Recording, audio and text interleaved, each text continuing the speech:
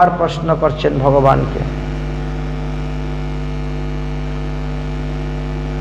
বদ্ধ মুক্ত ইতি ব্যাখ্যা গুণম তেনম বস্তুত গুণস্য মায়ামো তামম তে মোহম ন বন্ধনম। উদ্ধব বলছেন, ভগবান তাহলে বদ্ধ জীব মুক্ত জীব সব তোমার হাতে, তোমারই খেলা। ভগবান বলছেন, আমার খেলা না তো, আমি তো কোনো জীবকে বন্ধন করতে চাই না, সে তার নিজেই নিজের বন্ধনের মধ্যে পড়তেছে, আমি কেন তাকে বন্ধন করতে যাব? আমি তো চাই না কোনো জীব নরকে গিয়ে আগুনে পুড়ে মরুক, সে নিজেই তার আগুন সঙ্গে করে নিয়ে যায়, নরকে গিয়ে পুড়ে মরে। আমি তো সবকিছু তৈরি করে সাজিয়ে রেখে দিয়েছি, আমি সবকিছু সারা পৃথিবীর মধ্যে সুন্দর করে সাজিয়ে রেখে দিয়েছি, তুমি তোমার বিবেক বিবেচনা করে সেই সমস্ত বস্তু গ্রহণ করো। দেখো, এখন যদি রাস্তার মধ্যে কোনো গাড়ি থেকে এক বস্তা চাউল পড়ে যায়, রাস্তার মধ্যে বস্তা পরে ফেটে গেছে, গরু আসলে তার যতটা পেটে ধরে অতটা খেয়ে চলে যাবে, ছাগল আসবে তার পেটে যতটা ধরে ততটা খেয়ে চলে যাবে, হাঁস মুরগি আসবে তার পেটে যতটা ধরে, মানুষ একটা গেলে পুরা বস্তা উঠেই নিয়ে চলে আসবে, তাই না? একটা মানুষ যদি যায় আর দেখতে পায়, তাহলে পুরা বস্তাটাই মাথায় করে নিয়ে ঘরে চলে আসবে, তার পেটে যতটা ধরে ততটা সে আনবে না। সবগুলো নিয়ে আসলে বদ্ধর কারণ। এখন হয়তো গাড়ি গিয়ে পৌঁছে গেছে জায়গা মতো, আরে এক বস্তা চাউল নেই, চাউল কোথায় গেল, খুঁজো, খুঁজতে খুঁজতে উল্টা আসলো, গরুকেও ধরবে না, ছাগলকেও ধরবে না, পশু পাখিকেও ধরবে না, কিন্তু পুরা বস্তা যে নিয়ে চলে গেছে তাকে ধরবে। পুরা বস্তা কার বাড়িতে গিয়েছে, হ্যাঁ, কে নিয়েছে, তার বাড়িকে ধরবে।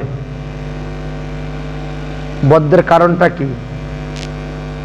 বদ্ধের কারণটা তো এটাই, আমি তো বাবা সবকিছু সাজিয়ে রেখে দিয়েছি এই পৃথিবীর মধ্যে, তোমার কর্তব্য বিবেক বিবেচনা করে তোমার গ্রহণ করা, কোনটা গ্রহণ করলে আমার পাপ হবে, কোনটা গ্রহণ করলে পুণ্য হবে, কোনটা করলে আমি স্বর্গে যাব, কোনটা করলে আমি নরকে যাব, এটা বিবেক বিবেচনা দেওয়ার মতো বুদ্ধি তোমাকে আমি দিয়েছি, বিবেক আমি তোমাকে দিয়েছি, তুমি সেটা প্রয়োগ করো, প্রয়োগ করে কাজ করো। এই জন্য মানুষের প্রয়োজন হলো আত্মবিদ্যা, অর্থাৎ পারমার্থিক বিদ্যার প্রয়োজন। এই জড়বিদ্যা, স্কুল কলেজের বিদ্যা, জড়বিদ্যা সব মায়ার বৈভব, শ্রীকৃষ্ণ ভজনে বাধা, অনিত্য সংসারে মোহ জন্মাইয়া জীবকে বানায় গাধা। তাই তারা বড় বড় ডিগ্রি নিয়েছে, কিন্তু সব গাধা হয়ে পড়ে আছে।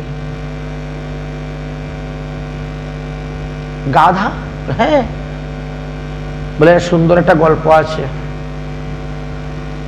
এক গাধার মালিক গাধা নিয়ে যাচ্ছে, গাধার পিঠের মধ্যে ইট বহন করে করে নিয়ে আরেক বাড়ি নিয়ে যায়, ইট বালু সিমেন্ট বহন করে নিয়ে যায়। তো যাওয়ার সময় স্কুলের পাশ দিয়ে যায়, এখন স্কুলের পাশ দিয়ে যাচ্ছে, এমন সময় মাস্টার মশাই বলতেছে এক ছাত্রকে, আমি কত গাধাকে মানুষ করলাম আর তুকে পারলাম না, তোকেও মানুষ করে ছাড়বো।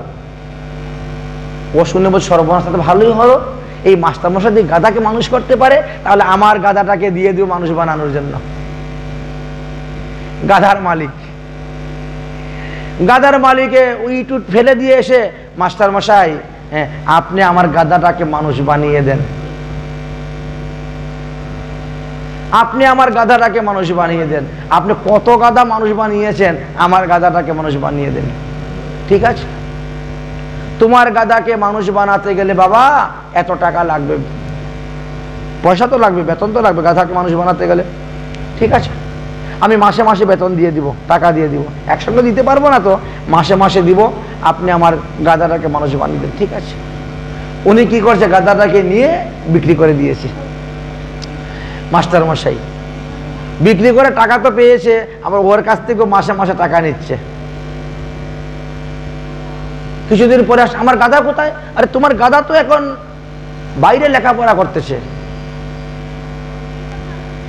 আমাদের এই স্কুলে লেখাপড়া তো শেষ, এই স্কুলে লেখাপড়া শেষ করে তোমার গাধাকে এখন বাইরে পাঠিয়েছি, এখন বাইরে লেখাপড়া করতেছে। বেশ ভালো কথা, আনন্দ, মাসে মাসে বেতন দিয়ে যাচ্ছে। আরো কিছুদিন পরে আসলো, কি ব্যাপার মাস্টার মশাই, আমার গাধার খবর? বলে গাধা এখন চাকরি পেয়ে গেছি, গাধা এখন চাকরি করতেছে, আর খুব ভালো পোস্টে চাকরি পেয়েছে, অনেক পয়সা কামাচ্ছে।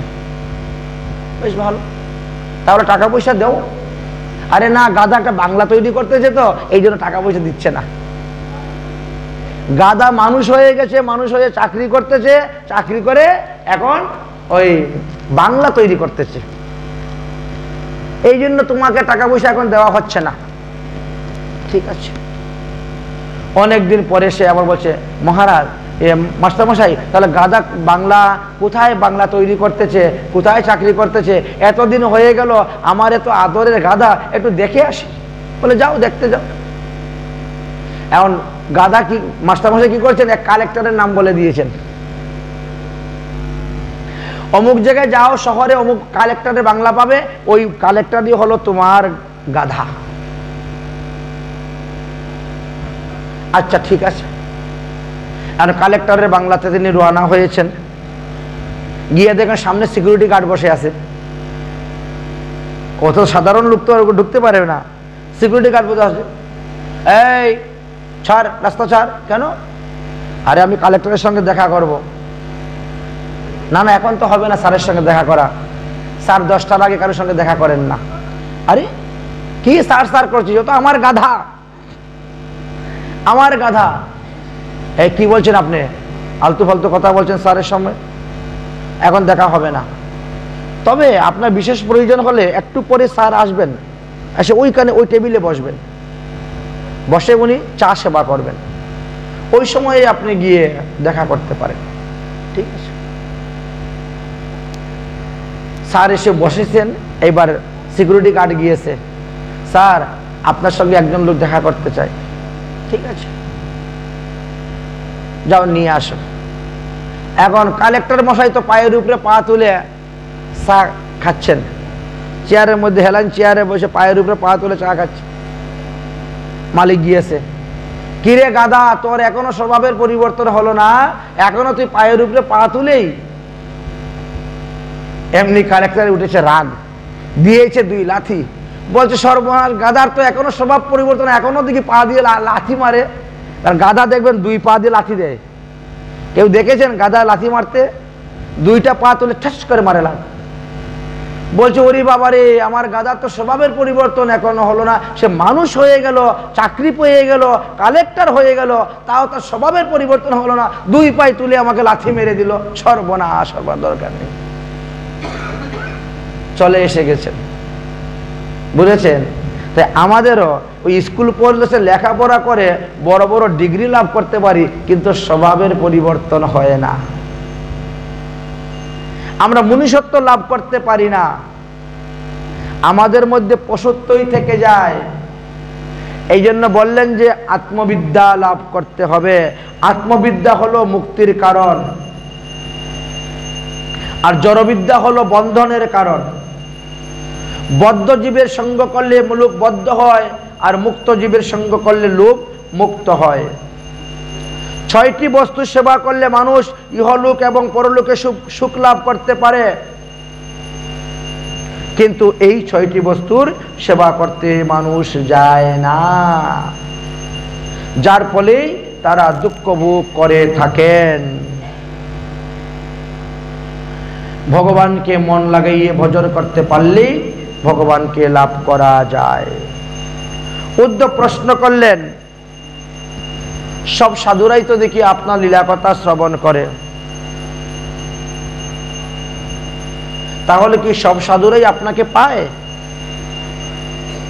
বললেন যে আমাকে পাওয়াটা বড় জিনিস নয়, আমার সেবাটা হলো বড় জিনিস। কারণ আমাকে যদি কেউ পায় তাহলে তার ভজনটা কমে যাবে, তো আমি তো ভগবানকে পেয়ে গেছি, তাহলে আর ভজন করব কেন? এই জন্য আমি তাদেরকে ঝলক দর্শন দেই, স্বপ্নে দর্শন দেই, দিয়ে অদর্শন হয়ে যায় তার ভজনকে বৃদ্ধি করার জন্য, ভজনের মাত্রা বাড়ানোর জন্য। আমার ভক্ত যারা হে উদ্ধব, তাদেরকে মনে করো দিব্য জন্ম হয়, তাদের কিন্তু প্রারব্ধ কর্ম ভোগ করার জন্য তাদের জন্ম হয় না। আমি তাদেরকে জীবের মঙ্গলের জন্য পাঠাই, বিভিন্ন প্রকার দেহ ধারণ করেন দিয়ে।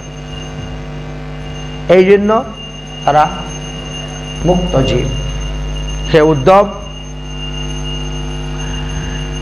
যারা চিন্তা করেন যে কে আমি, কেন আমার, যারে তাপত্রয়, তারাই একমাত্র আমার তত্ত্ব জানতে পারেন, এছাড়া অন্য কেউ জানতে পারে না। আমার পরিচয় যে জানে না, আমার লীলা কথা যে শ্রবণ করে না, সে কেমন করে আমার মহিমার কথা বুঝবে? তাই সাধু সঙ্গে হরিকথা শ্রবণ করাই হলো জীবের কর্তব্য। এই সাধুমুখে হরিকথা শ্রবণ করেছিলেন বলেই তো সুখদেব গোস্বামী পাদের মুখ থেকে হরিকথা শ্রবণ করে অতি তাড়াতাড়ি দেখেন পরীক্ষিত মহারাজ 7 দিনই ভগবত পাদপদ্ম লাভ করেছিলেন। এই জন্য সাধুমুখে হরিকথা শ্রবণের একটা বিশেষ দাম। উদ্ধব বলছেন, হে প্রভু, আপনি একবার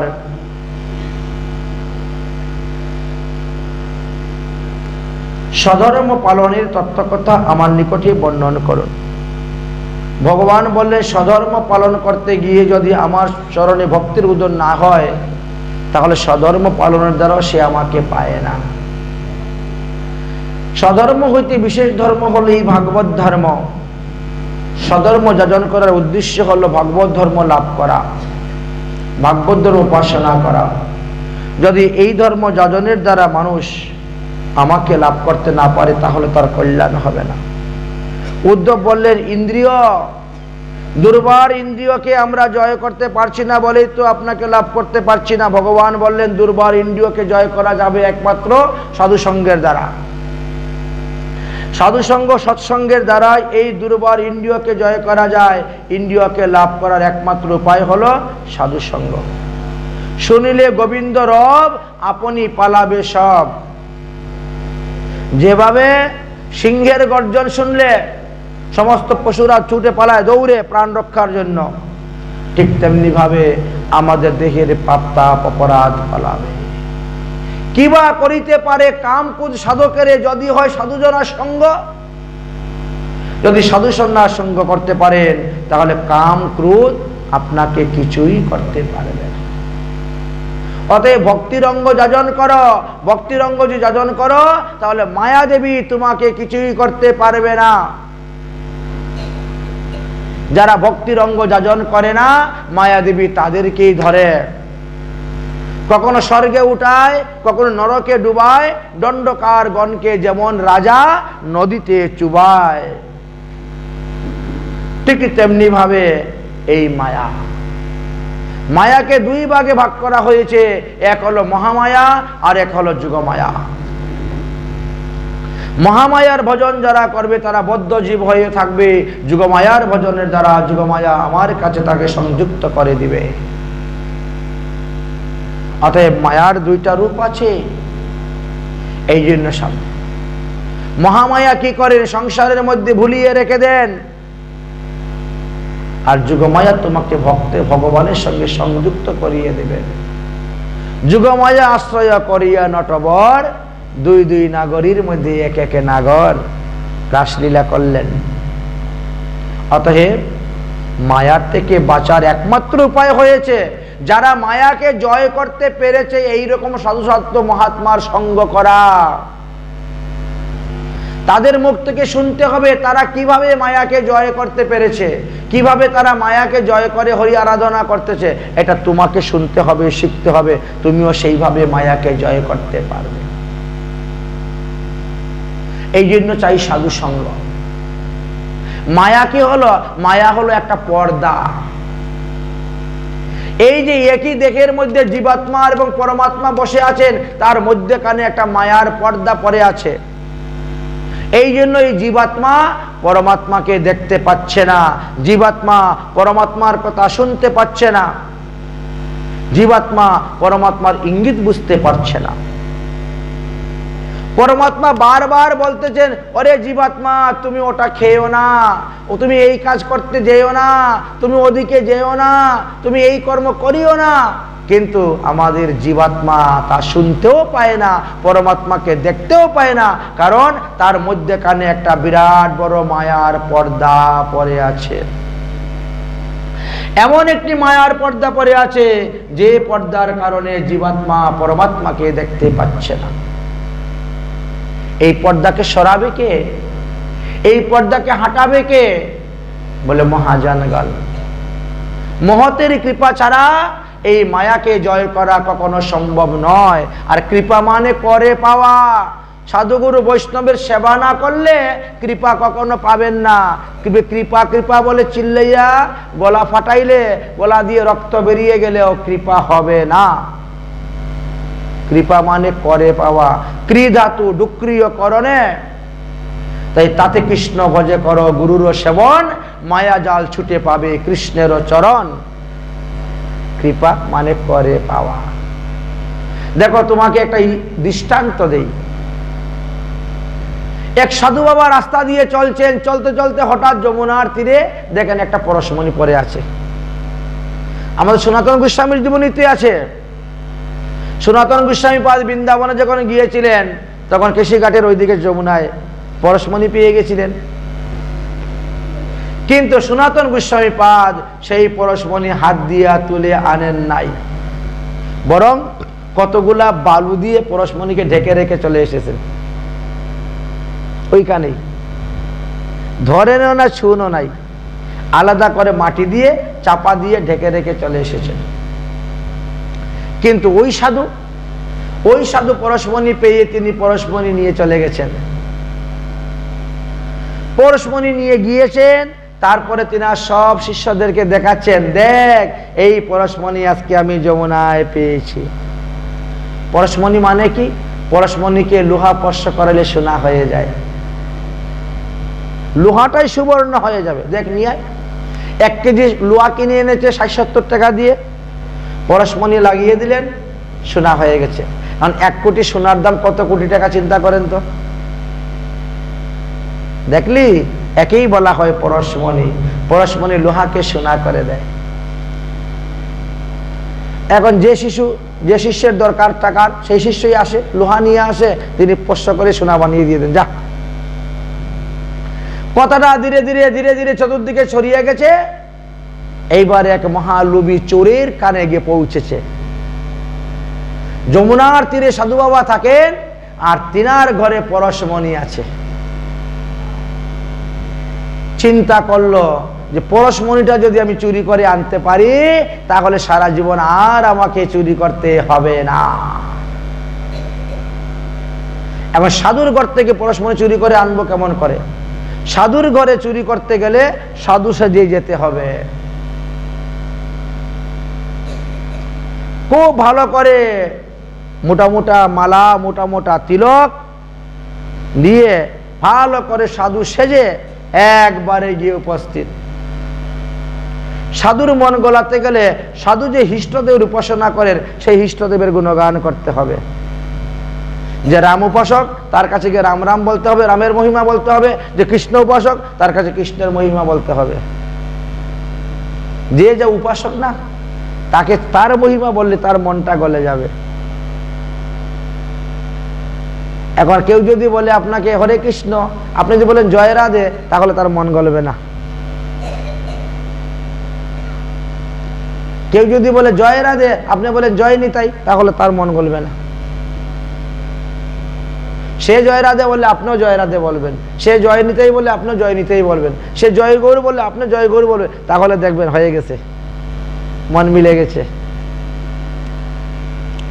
চুর মহাশয় তো আগে থেকে খবর নিয়েছেন ইনি কোন দেবতার উপাসনা করেন, কি ভজন করেন, কি সাধন করেন, কি নামে। বাস সেই নাম গুণগান করতে করতে করতে করতে যমুনার পাড় দিয়ে রওনা হয়েছেন। সাধুর কানে এসে ঢুকেছে, আরে আমার ইষ্টদেবের নাম কীর্তন করতেছে, এই তো দৌড়ে বেরিয়েছেন, দাঁড়াও দাঁড়াও সাধু বাবা। আহা, দুই সাধুর মধ্যে কি গলাগলি কুলাকুলি, আলিঙ্গন দান। চলেন চলেন, আপনি আমার গৃহে চলেন। বড় আদর আপ্যায়ন করে সাধু মহারাজকে নিয়ে এসেছেন, মানে চুর মহারাজ, নকল সাধু। নকলরা তো সাজে গুজে বেশি, একটু ভাবভঙ্গি একটু বেশি দেখায়, বুঝেছেন? এরা মন জয় করার জন্য সাধু এসেছেন, চুর সাধু।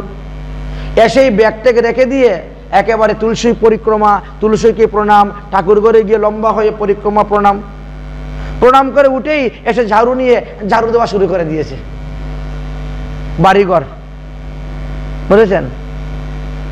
বাবা, ইনার তো বিরাট সেবা ভাব, দেখেছ? জানা নাই, শোনা নাই, চিনা নেই, এসেই দেখে আমার মন্দির ঝাড়ু দিচ্ছেন। সাধুর মন তো আরো গলে গেছে। বাবা আসো, একটু প্রসাদ গ্রহণ করো। প্রসাদ খেয়ে নিজের থালও ধইল, ওই সাধুর থালো দেন, আমি আমি আমি ধুয়ে দিচ্ছি। সাধুর থালো নি। বাবা কিরকম সেবা পরায়ণ, দেখেছ?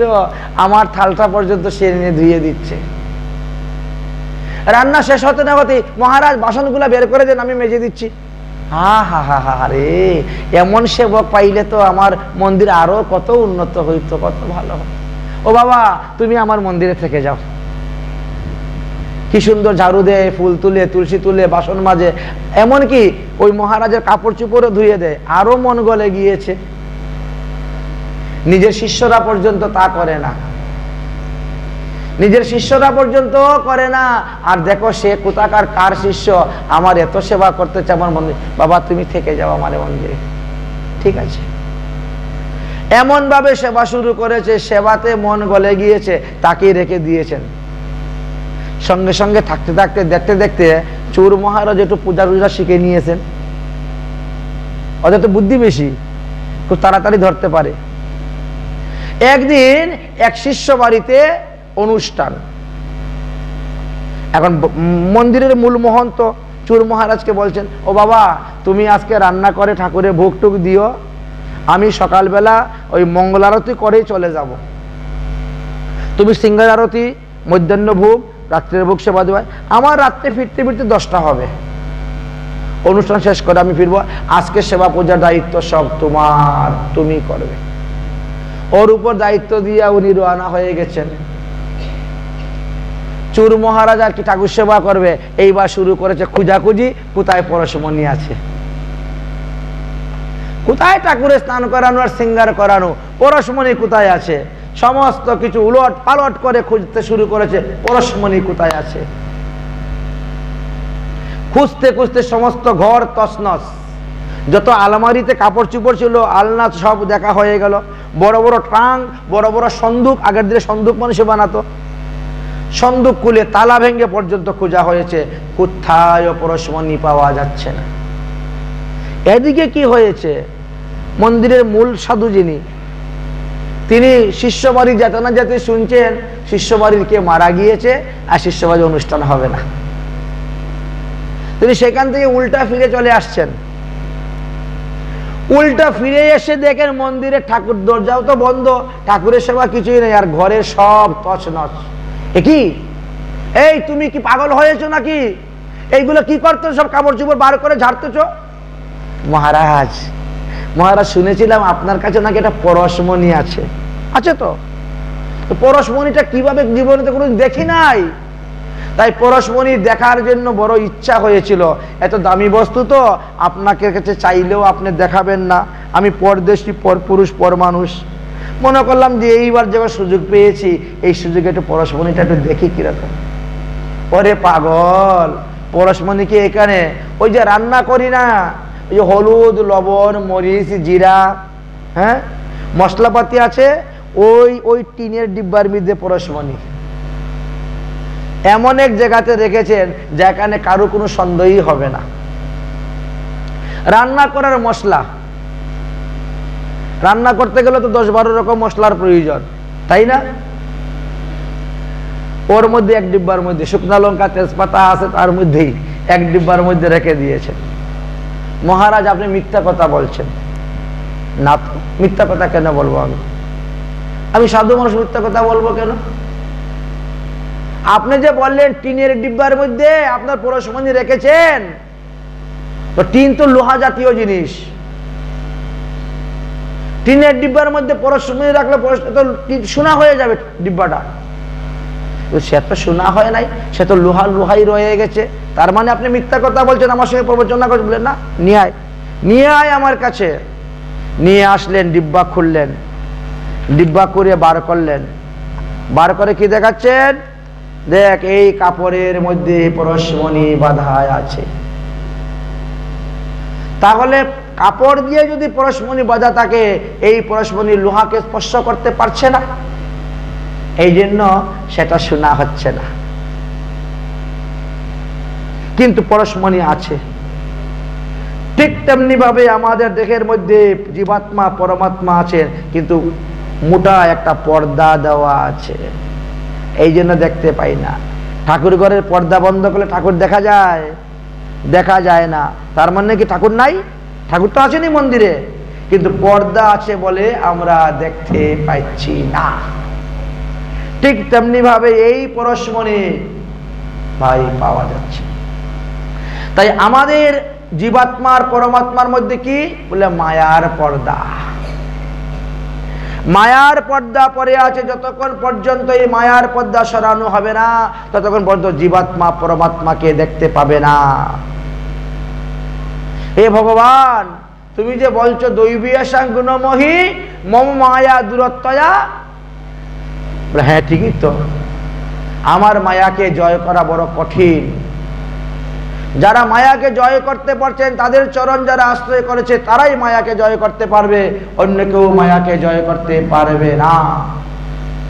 দৈবীয়াসাং গুণমোহি মম মায়া দূরত্বয়া মাম বহে প্রপদ্যন্তে মায়া মেতাং তরান্তিতে।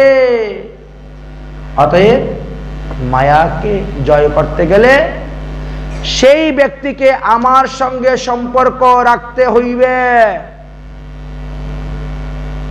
কারণ মায়া হলো আমার দাসী। যদি মালিকের সঙ্গে সম্পর্ক থাকে, প্রভুর সঙ্গে সম্পর্ক থাকে, তাহলে ওই মালিকের দাসী তার সঙ্গে কখনো দুর্ব্যবহার করবে না, খারাপ ব্যবহার করবে না। অনেক বড় বড় ধনী ব্যক্তি আছে না, তারা অনেক দাস দাসী রেখে দেয় কাজকর্ম করার জন্য। কেউ রান্না করবে, কেউ বাসন মাজবে, কেউ বাজার করবে। আপনি যদি গিয়ে অপরিচিত ব্যক্তি গিয়ে উঠেন, বলে আমি অমুকের অমুক হই, আপনাকে সসম্মানে বসাবে, শ্রদ্ধা করবে, কারণ মালিকের নাম বলে দিয়েছেন, মালিকের সঙ্গে আপনার সম্পর্ক আছে। ঠিক তেমনি ভাবে ভগবানের সঙ্গে সম্পর্ক যার আছে, তাকে মায়া কিছু করে না। আর যার ভগবানের সঙ্গে সম্পর্ক নাই, তাকেই মায়া অপদস্থ করবে, কষ্ট দিবে, দুঃখ দিবে। শোনো, সহজ সরল একটা গল্প বলি, তাহলে বুঝতে পারবেন মায়ার থেকে কিভাবে জয় করা যায়। এক গ্রামের কৃষক, যিনার একটা মাত্রই পুত্র, গ্রামের চাষবাস করে তিনি পুত্রকে লেখাপড়া শেখাচ্ছেন। লেখাপড়া শিখতে শিখতে ছেলে গ্রামের প্রাইমারি স্কুলে লেখাপড়া শেষ হলো, শহরে গিয়ে হাই স্কুলে লেখাপড়া শেষ হলো, তারপরে সে কলেজে গেল, তারপরে ডিগ্রি কলেজে গেল, তারপরে বিরাট বড় চাকরি পেয়েছে।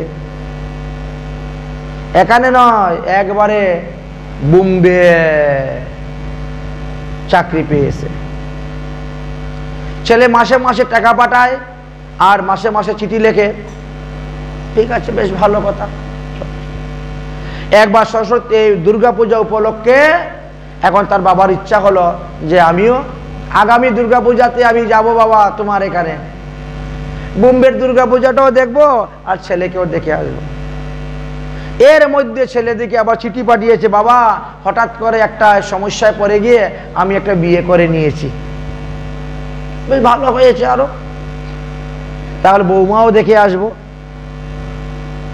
বৌমাও দেখে আসবো, বেশ ভালো। এইবার তিনি গাড়িতে উঠেছেন বোম্বে যাওয়ার জন্য, ট্রেনে উঠেছেন।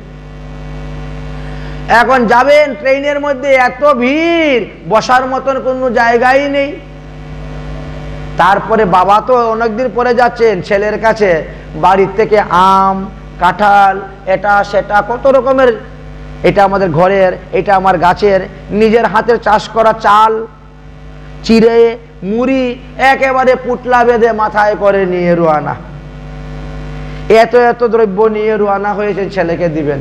আর গাড়িতে এমন ভিড়, বসার মতো জায়গা নেই, পা পালাবার মতো জায়গা নেই। হঠাৎ করে দেখেন ট্রেনের ডাব্বার কোনাটার মধ্যে দেখা যায় ওখানে একটা সিট আছে খালি, একটা মহিলা ওখানে বসেছে আর তার ব্যাগ ওইখানে রেখে দিয়েছে। যাই হোক, মহিলাটাকে গিয়ে একটু অনুরোধ করব, ও মা তোমার ব্যাগটা একটু নিচে নামাও না, আমি একটু বসি। বৃদ্ধ মানুষ দেখলে, বৃদ্ধ মানুষের অনুনয় বিনয় কথা শুনলে মানুষের মন গলে যায়। তার মধ্যে তো মহিলা, মহিলাদের মন তো আরো নরম। পুরুষ লোকের মন তো শক্ত আছে, পাষাণ, কিন্তু মহিলাদের মন তো খুব নরম, তুলার মতো, গলে যাবে একেবারে। এই জন্য তিনি যে উপস্থিত হয়েছেন, বড় কাতস্বরে বলছেন, ও মা তোমার ব্যাগটা নামাও না, আমি একটু বসি। ব্যাগ নামানো যাবে না, ব্যাগে কাচের জিনিস আছে, ব্যাঙ্গে যাবে, নামানো যাবে না। সবাই বলছে এটাকে এদিকে ব্যাগ রাখার জায়গা, এইখানে লোক বসার জায়গা, দাও বৃদ্ধ লোকটাকে বসতে দাও। কেন দিব বসতে? আমি 2টা টিকিট করেছি, এই দেখো 2টা টিকিট আমার, টিকিট এক টিকিটে আমি বসতেছি, এক টিকিটে আমার জিনিস যাচ্ছে। টিটিরও বাপের ক্ষমতা নাই আমার ব্যাগ নামাইতে। টিকিট তো আমার কাছে 2টা, আমার সিটের মধ্যে আমি যাকে বসাবো তার প্রতিবাদ করার কেউ নেই। টিটির বাপেরও ক্ষমতা নাই আমার ব্যাগ এখান থেকে নামাতে, আমি আইনত কাজ করে যাচ্ছি, বলার তো কিছু নেই। দাঁড়িয়ে আছে, মাথার মধ্যে নিয়ে বোঝা। মহিলাটার মন একটুকু গলে না, বড় কঠিন মহিলা। দাঁড়িয়ে আছেন। কতক্ষণ পরে বুড়াটা জিজ্ঞেস করছে, ওমা তুমি কোন স্টেশনে নামবে গো? কেন, কি করবেন? না না বলছিলাম তুমি নামার পরে না হলে আমি ওখানে তো বসতে পারবো, এই জন্য। তো আপনি কোন স্টেশনে যাবেন? আমি তো বোম্বে যাব। আমিও বোম্বে যাব। আয় রে কপাল, ওই মেয়েটাও বোম্বে যাবে, উনিও বোম্বে যাচ্ছেন, বসার মতন তো কোনো জায়গা নাই। কি করবেন উপায়? দাঁড়িয়ে আছেন। কতক্ষণ পরে মহিলাটা বলতেছে, এই বুড়ো বয়সে এই দুর্গা পূজার ভিড়ের মধ্যে বোম্বে গিয়ে কি করবেন?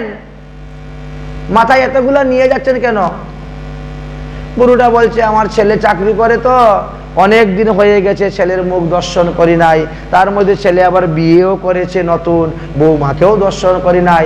এখন বৌমাকে দেখতে যাব, ছেলেকে দেখতে যাব, তাই বাড়ির নিজের হাতের তৈরি করা জিনিস, এই জন্য একটু চাউল, একটু চিরা, একটু মুড়ি, একটু খই, ফলমূল, এটা সেটা করতে করতে এত বড় বোঝা হয়ে গেছে। ও আচ্ছা, ছেলের নাম কি?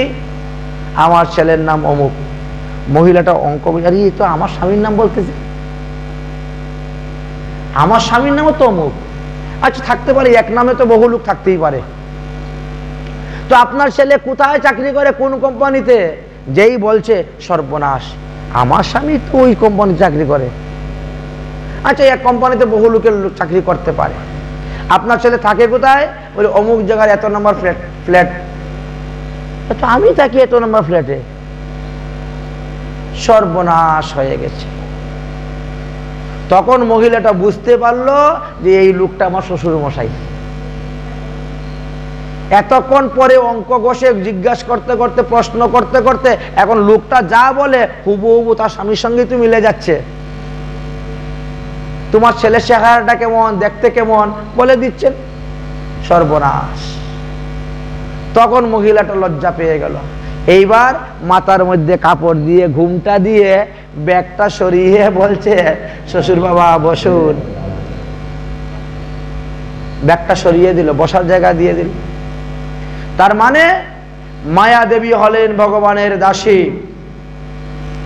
আমরা যদি ভগবানের সঙ্গে সম্পর্ক স্থাপন করতে পারি, তাহলে মায়া দেবী তিনার পুটলা গুটিয়ে নিয়ে ওটা হাঁটা দিবেন। আমাদের কিছুই করতে পারবেন না মায়া দেবী। এটা হাসির গল্প নয়, এটা বুঝার জিনিস, শিকার জিনিস। এই জন্য উপমা দৃষ্টান্ত দিয়ে থাকেন। অতএব মায়াকে জয় করতে গেলে মায়াদি সাধু সঙ্গ বৈষ্ণব সঙ্গ করতে হবে, ভগবানের সঙ্গে সম্বন্ধ স্থাপন করতে হবে, তবেই হবে। অগ্রদ্বীপের গোবিন্দ ঘোষের জীবনী আছে।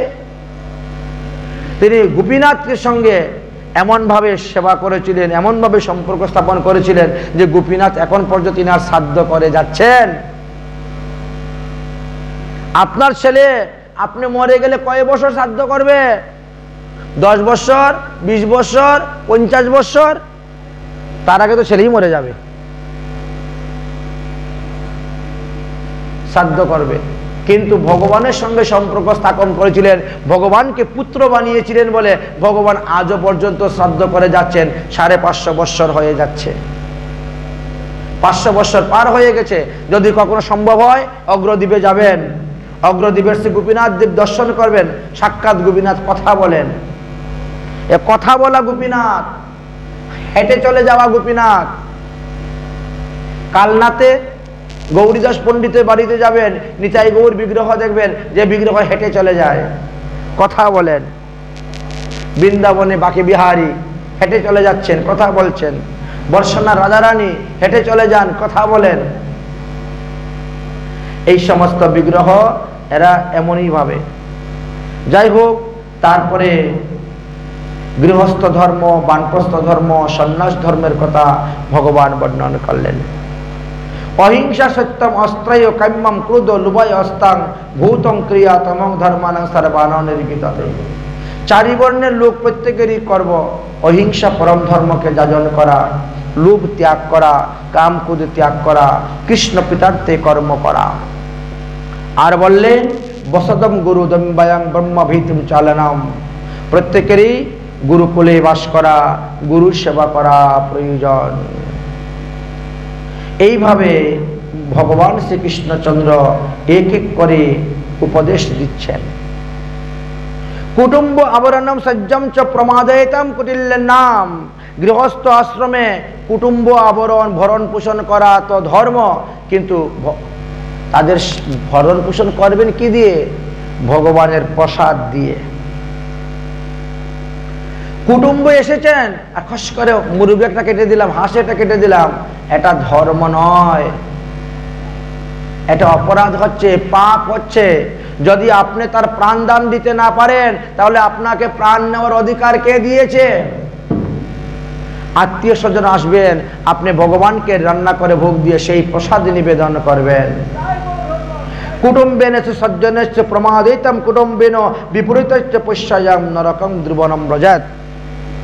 যদি কুটুম্বের ভরণ পোষণ করতে গিয়ে আপনাকে পাপ করতে হয়, তাহলে সেই পাপের ফল কুটুম্বরা ভোগ করবে না, আপনাকেই ভোগ করতে হবে। যে পশুর শরীরে যতগুলা লোম আছে, তত 1000 বছর আপনাকে নরকে বাস করতে হইবে। অতএব সাবধান। তাবৎ পরিচর্যায় ভক্ত সদ্যবানম শ্রূয়তে। অতএব ভগবানকে নিবেদিত বস্তু দ্বারাই ভগবানের ভক্তের সেবা করবেন, সাধুগুরু বৈষ্ণবের সেবা করবেন। যদি নিজের অর্থের দ্বারা ভরণ পোষণ না হয়, তাহলে তুমি ভিক্ষাবৃত্তিও ধর্ম অবলম্বন করতে পারো। ভিক্ষা ধর্ম সমহিংসং তৎসিঙ্গান সমবতাং। ভিক্ষাবৃত্তি কোনো লজ্জার বিষয় নয়, ঘৃণার বিষয় নয়, পাপের বিষয় নয়। শ্রীধাম বৃন্দাবনে শুনেছেন আপনারা, হয়তো কেউ কেউ তো দেখেছেন জগৎ শেঠ এর কথা আর লালা বাবুর কথা। এখনো সেই মন্দির আছে। লালা বাবু এত বড় জমিদার হওয়া সত্ত্বেও তিনি বৃন্দাবনে গিয়ে ভিক্ষা করে খেতেন। ভিক্ষা করলে কি হয়? অহংকার নাশ হয়। কিন্তু লালা বাবু আর জগৎ শেঠ দুজনেরই পাশাপাশি জমি নিয়ে ঠেলাঠেলি শুরু হয়ে গেছিল।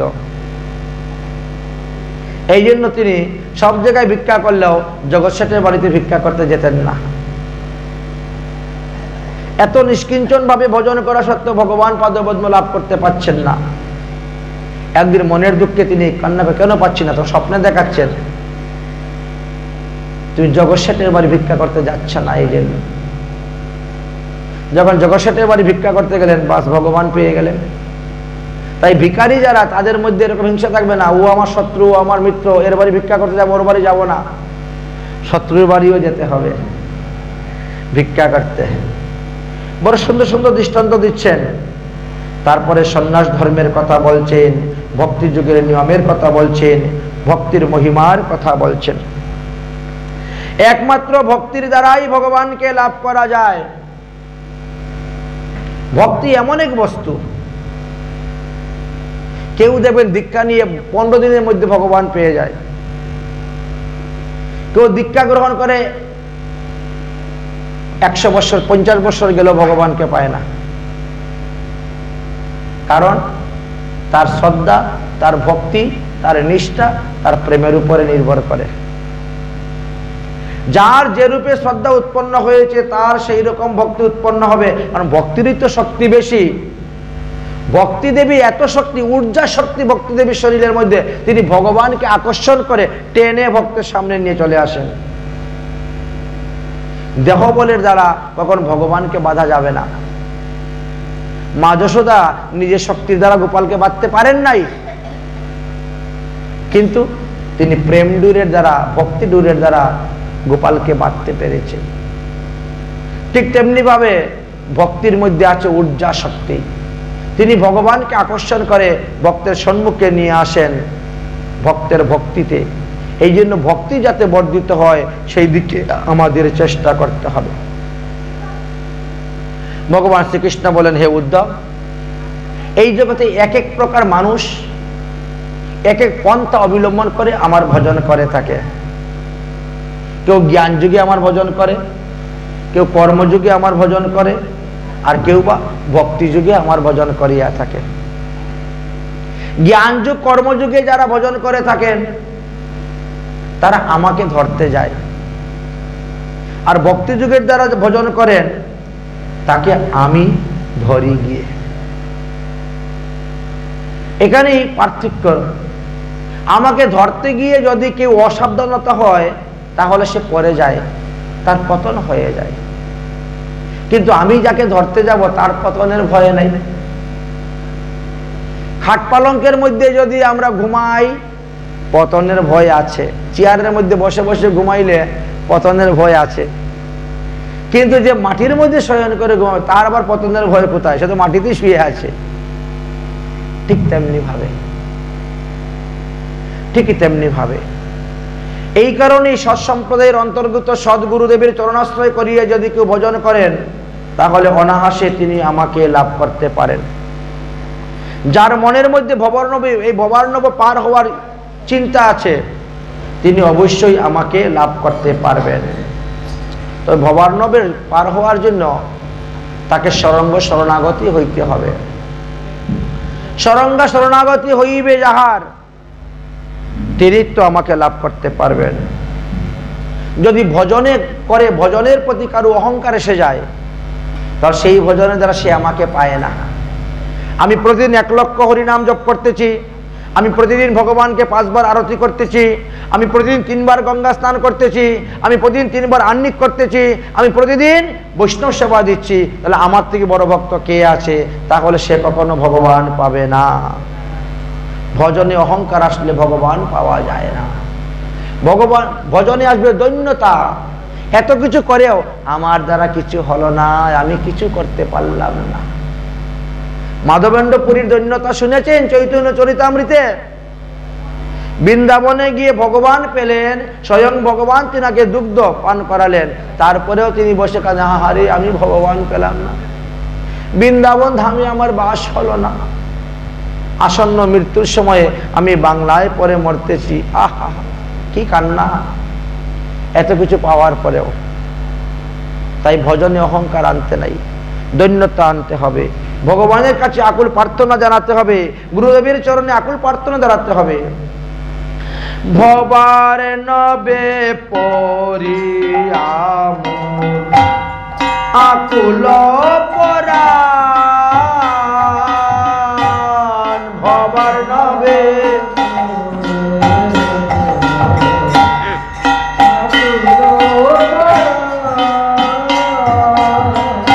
ভবার নবে পরিয়াম আকুল পরাণ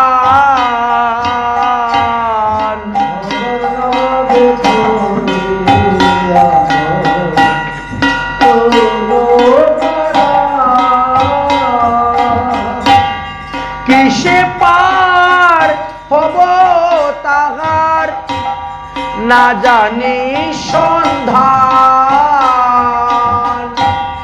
কিসে পার হব তাহার না জানি সন্ধান হবার নবে পরিয়াম আকুল পরাণ ভবার নবে রাধে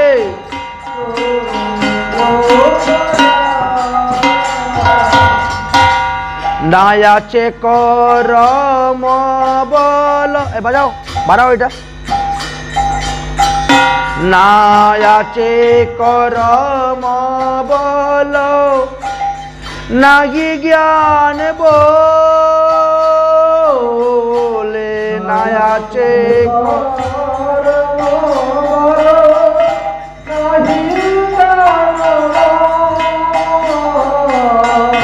যাগ যজ্ঞ তপ ধর্ম নাই আছে সম্বল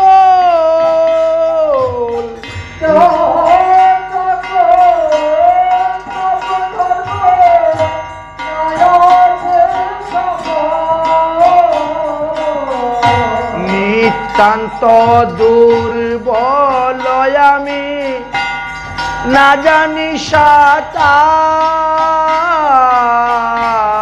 নিতান্ত দুর্বল আমি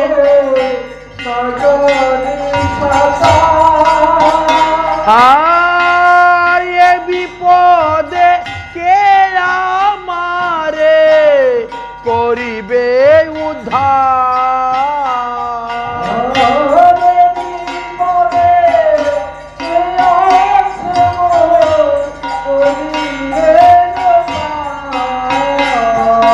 হবার নবে পরিয়াম আকুল পরাণ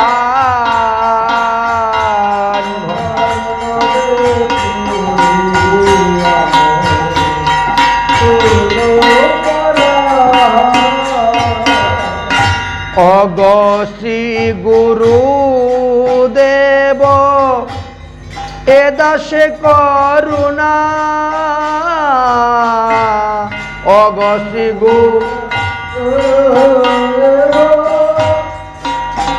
সে করুণা করয়াজি নিজ গুণে গুচাহ যন্ত্রণা করয়াজি গুচাহ যন্ত্র তোমার চরণ ধরি করিয়া আশ্রয়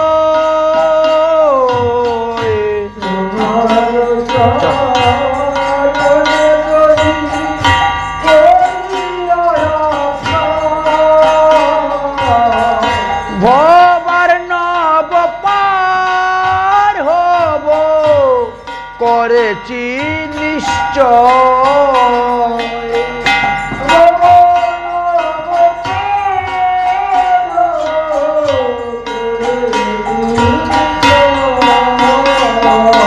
ভবার নবে পরিয়াম আকুল পরাণ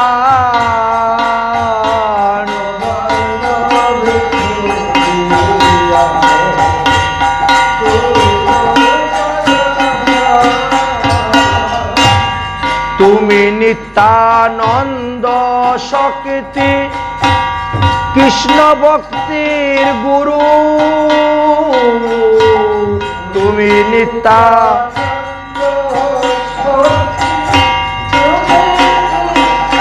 গুরু এ দাসের কর পদকল্পতরু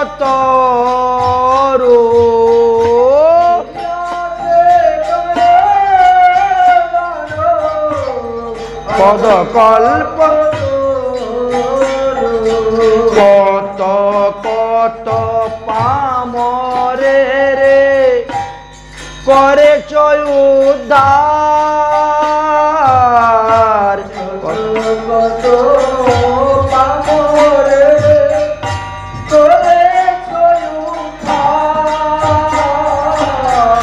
তোমার চরণে আজি এ কাঙ্গাল ছার তোমার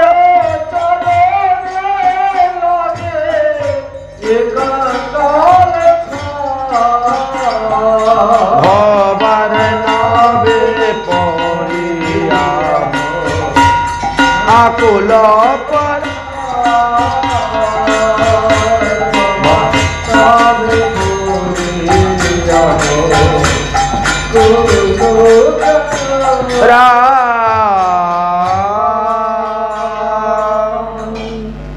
ভবার নবে পড়িয়া আকুল পরাণ কিসে পার হব তাহার না জানি সন্ধান। এই ভবান্নব থেকে পার হওয়ার সন্ধান জানার জন্যই আমরা সদ্গুরুর চরণাশ্রয় করিয়া থাকি, গুরু ভজন করিয়া থাকি। তাই গুরু কৃপাতে আমরা এই সমস্ত ভজনের কথা জানতে পারি। কি কি কর্ম শুদ্ধ কর্ম, কি কি কর্ম অসৎ কর্ম, এগুলা জানতে পারি।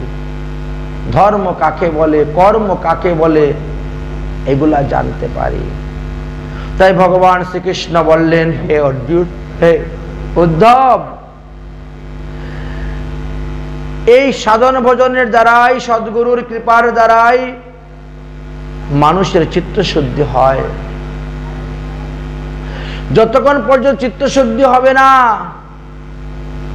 ততক্ষণ পর্যন্ত তারা আমাকে পাবে না। এই চিত্তকে শুদ্ধি করার জন্যই এই সাধন ভজন। দেশ, কাল, পদার্থ, কর্তা, মন্ত্র আর কর্ম, এই ছয়টাকে মানুষকে ঠিক ঠিক ভাবে যাজন করতে হয়, তবেই তারা আমাকে পাবে। ধ্যায়াত বিষয়া সর্গং উৎসর্গ পূজ্যয়াম দদ। বিষয়ের ধ্যান করলে বিষয়ে তাদের প্রতি আসবে, আর আমার ধ্যান করলে তারা আমাকে লাভ করতে পারবে। মানুষের যখন কাম বাধা প্রাপ্ত হয়, তখনই মানুষের দেহের মধ্যে ক্রোধের উৎপত্তি হয়। ক্রোধং ভবতি সন্মোহা, ক্রোধে বানা করে কিবা, ক্রোধ সদা ত্যাগ কিবা। এই ক্রোধের কারণে সন্মোহ উৎপন্ন হয়। সন্মোহাত স্মৃতি ভ্রংষ্টব্য। এই সন্মোহ মানুষের বুদ্ধিকে ভ্রংষ্ট করে দেয়, স্মৃতিকে ভ্রংষ্ট করে দেয়। আর স্মৃতিভ্রষ্ট যার হয়ে যায়, তার বিনাশ অবশ্যম্ভাবী হয়ে যায়। তাই রাগ দেশ বিমুক্ত হয়ে সাধুসঙ্গ করতে হবে, আমার ভজন করতে হবে। একটা হলো প্রবৃত্তি মার্গ, আর একটা হলো নিবৃত্তি মার্গ। মানুষ যতই নিবৃত্তি মার্গে প্রবেশ করতে পারবে, ততই তার ভালো। প্রবৃত্তি মার্গে বন্ধনের কারণ হয় এবং নিবৃত্তি মার্গ মুক্তির কারণ হয়। যে সমস্ত শাস্ত্রেতে যজ্ঞে পশুহিংসার কথা বলা আছে, তাহা কিন্তু আমার স্বীকৃতি নয়। ভগবান বলছেন, এটা আমার স্বীকৃতি নয়, আমি এগুলাকে স্বীকৃতি দেই নাই। হিংসা বিহয়ানাম হন্তেগম পশুনাম স দুঃখয়দম যজন্তে যজ্ঞ দেবতা পিতৃমাতৃ বিতৃস্খলাহা। সে মাতা পিতার শ্রাদ্ধই হোক, দেবদেবীর পূজাই হোক, কোনো অনুষ্ঠানেই জীবহিংসা আমার স্বীকৃতি নয়। অর্থাৎ আমি যে ব্যাসরূপে অবতীর্ণ হয়েছি, সেটার মধ্যেও স্বীকৃতি নেই। লেখা আছে পশু আলবনম। আলবন শব্দের অর্থ হলো ধারণ করা, স্পর্শ করা, মন্ত্রপুত করে ছেড়ে দেওয়া। কিন্তু মানুষ তাকে বলি অর্থে ব্যবহার করে নিয়ে নানান পাপে লিপ্ত হচ্ছেন, এবং সেই পাপের ফল তাদেরকেই ভোগ করতে হবে।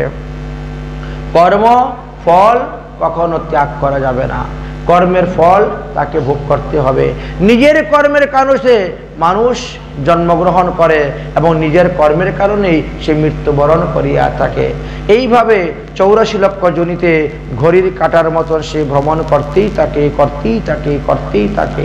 তার মধ্যে যদি কখনো কোনো সাধুগুরু মহতের কৃপা লাভ করতে পারেন, তবেই তিনি অনায়াসে এই চক্রবন্ধন থেকে মুক্ত হয়ে আমার কাছে আসতে পারেন।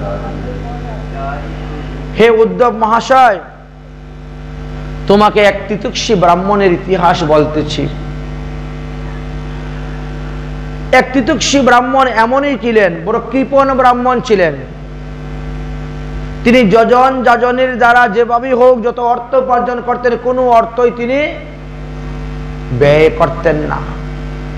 শুধু খালি যক্ষের মতন অর্থ সঞ্চয় করে রাখতেন। স্ত্রী পুত্রর ভরণ পোষণ করতেন না, আত্মীয় স্বজন ইষ্টি কুটুম্বের ভরণ পোষণ করতেন না, সাধুশান্ত মহাত্মাদেরও ভরণ পোষণ করতেন না। এতে পঞ্চযজ্ঞ দেবতা রেগে গেলেন। পঞ্চযজ্ঞ দেবতা রেগে গেলেন, যার কারণে তিনার গৃহের মধ্যে আগুন লেগে গেল। আর আগুন লেগে সমস্ত সম্পদ পুড়ে ছাই হয়ে গেল, নষ্ট হয়ে গেল। আগুনকে বুঝানোর জন্য, নিবানোর জন্য যারা আসছিল, তারাও সুযোগে সুযোগে কিছু লুটপাট করে নিয়েছে। আগুন বুঝাতে এসে গিয়ে দিয়ে যা পারে, কারণ রাগ ক্রোধ এই বেচারার কাছে চাইলে কিছু দেয় না, পুড়ে যাচ্ছে, ভালো হয়েছে, যা এই ফাঁকে আমি একটু নিয়ে যাই। সকাল হতে না হতে তিনি সর্বস্ব হারা হয়ে গেছেন। মনে সাহস আছে, মাটির নিচেতে কিছু টাকা লুকিয়ে রেখেছিলাম, এইবার সেই টাকা বের করব, কেউ জানে না, গোপনে। এইবার গর্ত খুঁজে যখন বের করলেন, দেখেন সেটাও নষ্ট হয়ে গিয়েছে। এইবার আত্মীয় স্বজনের কাছে গিয়েছেন, গো তোমরা কিছু টাকা দাও, আমি একটা দোকান খুলবো, ব্যবসা করব, তারপরে তোমাদের টাকা ফেরত দিয়ে দিব। কেউ দিতে রাজি নয়। আমরা যখন বিপদে পড়ে তোমার কাছে গিয়েছিলাম, তখন তো তুমি কোটি কোটি টাকার মালিক ছিলে, তখন তুমি তো আমাদেরকে দিলে না, তাহলে আমরা এখন দিব কেমন করে? ব্রাহ্মণ তখন নিরুপায় হয়ে কি করলেন? তিনি তখন ভিক্ষাবৃত্তি অবলম্বন করলেন। কিন্তু ভিক্ষাও কেউ দিতে চায় না। পূর্ব কথা স্মরণ করিয়া, তোমার কাছে যখন আমরা কাঙ্গাল হয়ে ভিক্ষে চাইতাম, তখন তো তুমি দিতে না, আজ তোমাকেও দিব না। আত্মীয় স্বজন ইষ্টি কুটুম্ব থেকে তিনি পরিত্যক্ত হয়ে গেলেন। হওয়ার পরে তিনি কি করলেন? বনে চলে গেলেন। বনে গিয়ে বনের ফলমূল খেয়ে আর তিনি হরিভজন করতে লাভ করলেন। এইভাবে হরিভজন করতে করতে তারপরে হরিকে লাভ করতে পেরেছিলেন। তো ভগবান কখনো কাউকে দিয়ে কৃপা করেন, কখনো কখনো কাউকে নিয়ে কৃপা করেন। যারা কৃষ্ণ ভজন করতে চান, প্রথমেই তার পরিবারের কাছে থেকে তাকে সরিয়ে নেন। আপনি ভজন করলে আপনার পরিবারের লোকই আপনাকে পছন্দ করবে না। সবার আগে পরিবারের লোকেরাই আপনাকে ঠাট্টা, হিংসা, পরিহাস করবে, নিন্দা করবে। আপনার গোষ্ঠী, আপনার জ্ঞাতি, আপনার আত্মীয় স্বজন। এইভাবে একের পরে একে সরিয়ে ভগবান নিয়ে আসেন। আর সহজ সহ্য করতে পারলে না ভগবান পাবেন, এত সহজে পায় না। তো ভগবান তো একের পর এক তাকে পরীক্ষা করতে থাকেন।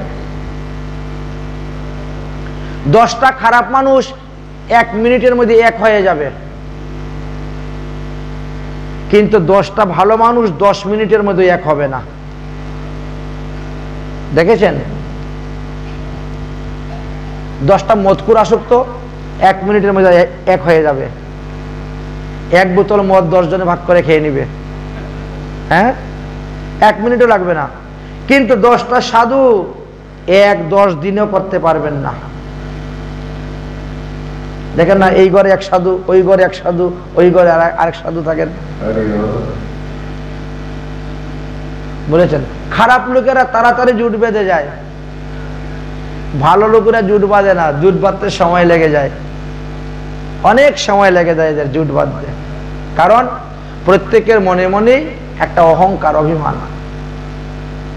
আমি বড় সাধু, আমি বেশি জানি, আমি বেশি ইয়ে করি।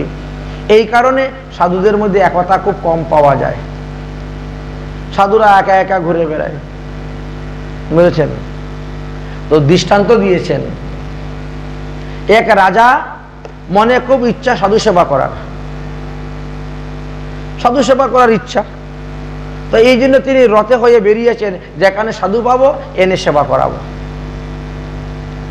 সেই সময়ে দুইজন সাধু তীর্থ ভ্রমণ করতে যাচ্ছেন, পেয়ে গেছেন রাস্তায়।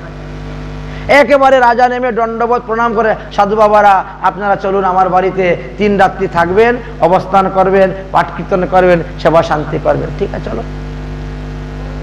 দুইজন সাধুকে বড় আদর আপ্যায়ন করে রথের মধ্যে বসিয়ে নিয়ে আসলেন। সাধু দুইজন একসঙ্গে এসেছেন, একসঙ্গে রাজবাড়িতে ঢুকেছেন। রাজা একসঙ্গে পাঁচদর্ঘ দিয়েছেন, দিয়ে বসিয়ে তারপরে বললেন যে আপনারা তাহলে স্নান দান করুন, স্নান টান করে তৈরি হন, আমি আপনাদের খাবারের ব্যবস্থা করি। ঠিক আছে। এক সাধু স্নান করার জন্য রাজবাড়ি তো বাথরুমে ঢুকেছেন, আরেক সাধু বাইরে বসে আছেন। রাজা জিজ্ঞেস করছেন, মহারাজ আপনাকে দেখে মনে হচ্ছে আপনি খুব সাধন ভজন করেন, আপনাকে দেখে মনে হচ্ছে আপনি খুব উচ্চ মার্গের সাধু। আচ্ছা, আপনার মতন কি উনিও সাধন ভজন করেন নাকি, যিনি বাথরুমে গিয়েছেন? এই সাধু কি বলছে, আরে ধুর, ওটা একটা গরু, ও সাধন ভজন করে নাকি? ওই বাইরে যে খালি মালা দেখাইয়া তিলক দেখাইয়া ঠকঠক করে ঘুরে বেড়ায়।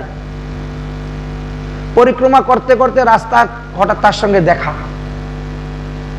আমার হাতে পায়ে ধরতেছে, মহারাজ আমি একটু তীর্থ ভ্রমণ করবো, আমাকে নিয়ে যান।